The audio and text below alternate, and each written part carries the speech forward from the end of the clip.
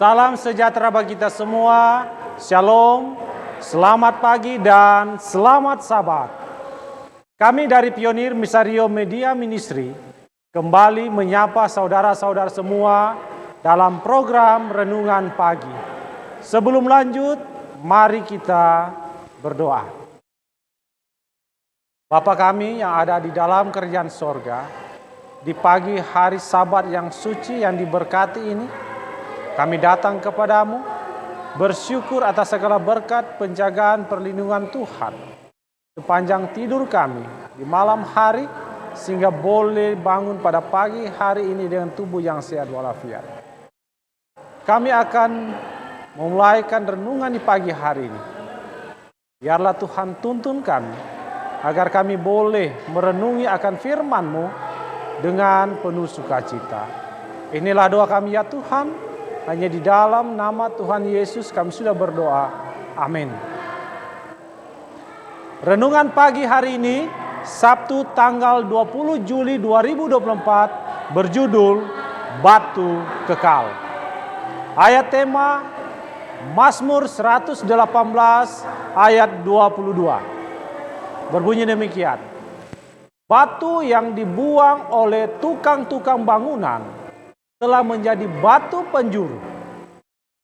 Mari kita ikuti bacaan renungan pagi hari ini.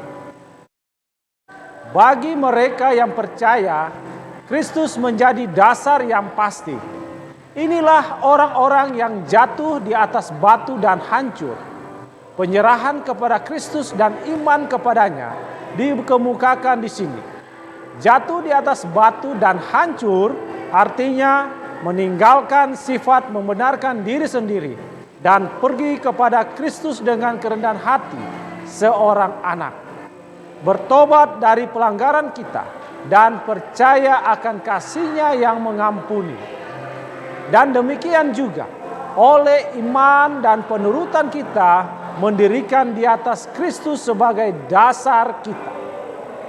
Di atas batu yang hidup ini, baik Yahudi maupun kafir dapat membangun. Inilah satu-satunya dasar yang di atasnya kita dapat membangun dengan aman. Batu itu cukup lebar untuk semua orang dan cukup kuat untuk menahan berat dan beban segenap dunia. Dan oleh hubungan dengan Kristus, semua orang yang membangun di atas dasar ini menjadi batu-batu yang hidup. Banyak orang dipahat, digosok, dan diperindah dengan usaha mereka sendiri. Tetapi mereka tidak dapat menjadi batu-batu yang hidup, karena mereka tidak dihubungkan dengan Kristus. Tanpa hubungan ini, tidak seorang pun dapat diselamatkan. Tanpa hidup Kristus di dalam kita tidak dapat menahan topan penggodaan. Keamanan kita yang abadi tergantung pada cara membangun dasar yang teguh. Banyak orang dewasa ini membangun di atas dasar yang belum diuji. Bila hujan turun dan topan mengamuk dan air bah naik, rumah mereka akan roboh. Sebab tidak didirikan di atas batu yang kekal. Batu penjuru utama, Yesus Kristus. Bagi mereka yang tersandung oleh sebab tak menuruti firman Allah, Kristus menjadi batu sandungan, tetapi batu yang telah dibuang oleh tukang-tukang bangunan telah menjadi batu penjuru, sebagaimana halnya dengan batu yang ditolak. Kristus dalam tugasnya di dunia ini telah diremehkan dan dicerca. Ia dihina dan hindari orang. Seorang yang penuh kesengsaraan dan yang biasa menderita kesakitan. Ia sangat dihina, dan bagi kita pun dia tidak masuk hitungan. Yesaya 53 ayat 3. Tetapi saatnya sudah dekat bila ia akan dipermuliakan oleh kebangkitan dari antara orang mati. Ia akan dinyatakan anak Allah yang berkuasa. Roma 1 ayat 4. Pada kedatangannya yang kedua kalinya, ia akan dinyatakan sebagai Tuhan surga dan bumi. Mereka yang kini hampir akan menyalibkan dia akan mengenal kebesarannya. Di hadapan semesta alam, batu yang ditolak akan menjadi batu penjuru utama.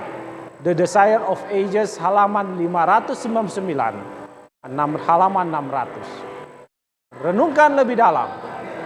Dapatkah saya menandai waktu di dalam hidup saya ketika Yesus terbukti sebagai batu kekal saya, landasan yang pasti di masa badai?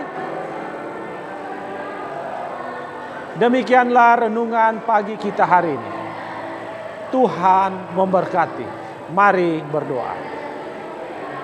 Ya Tuhan, di pagi hari Sabat yang suci yang diberkati ini, kami bersyukur boleh dikuatkan oleh firman-Mu yang kudus pada ibadah renungan pagi. Dan biarlah firman Tuhan yang telah kami dengar, yang telah kami renungi bersama, itu memotivasi kami untuk tetap setia hanya kepadamu Tuhan.